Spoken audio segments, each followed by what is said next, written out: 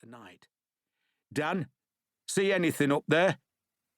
Daniel Hagman gazed at the distant crest, where the puff of smoke had thinned and was drifting eastwards. Then, suddenly, a dozen eruptions of smoke showed along the rocky skyline. The balls went God knows where, and the volley's ragged sound arrived an instant later. "They don't like us, Mr. Sharpe," Hagman said, amused. "Oh, my Lord Almighty!" Lieutenant Love had dived behind the nearest tree trunk. "Partitas? Really?"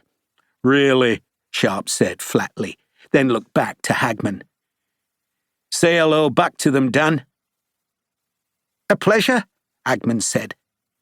He lay on his back, propped his rifle barrel between his feet, and sighted along the barrel. Sharpe saw him edge the weapon a touch to the left, and knew Hagman was compensating for the small wind. "Want the bugger dead, Mr. Sharpe?" "I want them scared." "Scared it is," Hagman said, and pulled the trigger. The rifle's sound was crisper than a musket, and unlike a musket, its bullet would be lethal at a half-mile. "I reckon he needs new breeches, Mr. Sharpe," Hagman said, standing and fishing a new cartridge from his pouch. "But aren't the Partitas on our side?" Lieutenant Love had crept out from his sheltering tree. "Are they not our allies?" "They are, Lieutenant, but those buggers don't know which side we're on."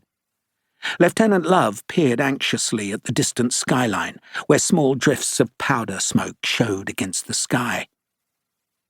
"They suspect we may be French?" Love sounded disbelieving.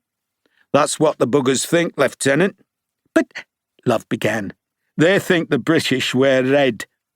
Sharpe interrupted him. He led 16 men, all but one of them riflemen wearing the dark green jacket of the 95th Rifles, while Lieutenant Love sported the dark blue coat of the Royal Artillery. "They think you're a Crapeau officer, and the rest of us are dragoons. Crapeau dragoons wear green." "But dragoons have horses, sir."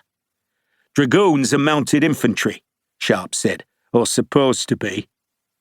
"Then we're in a pickle, sir," Love said. He straightened and stared belligerently down the long road, which climbed to the far ridge. "There's no cover between us and that hilltop. How can we approach without being slaughtered? Oh, if only I had a 9-pounder. "You don't," Sharpe said, with a deal more asperity than he had intended.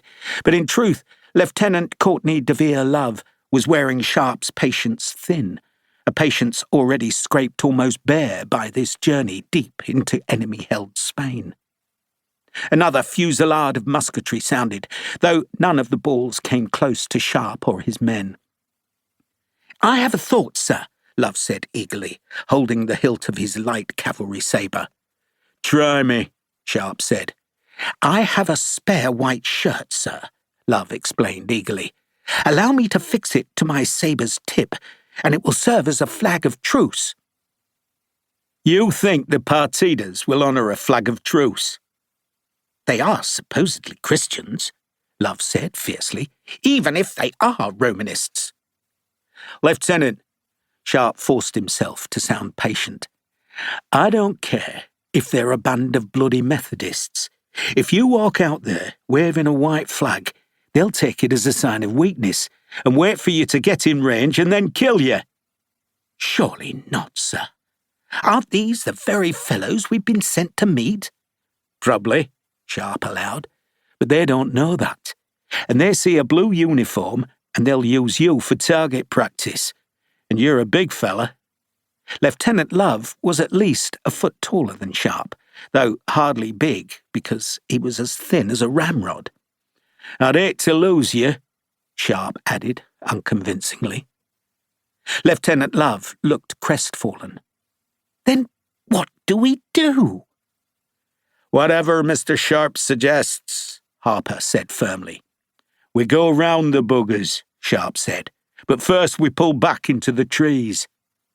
"But I need to inspect that road," Love pleaded, pointing to where the road climbed the ridge where the muskets still fired, their bullets either falling far short or flicking through the leaves of the low scrubby trees that grew in a shallow valley.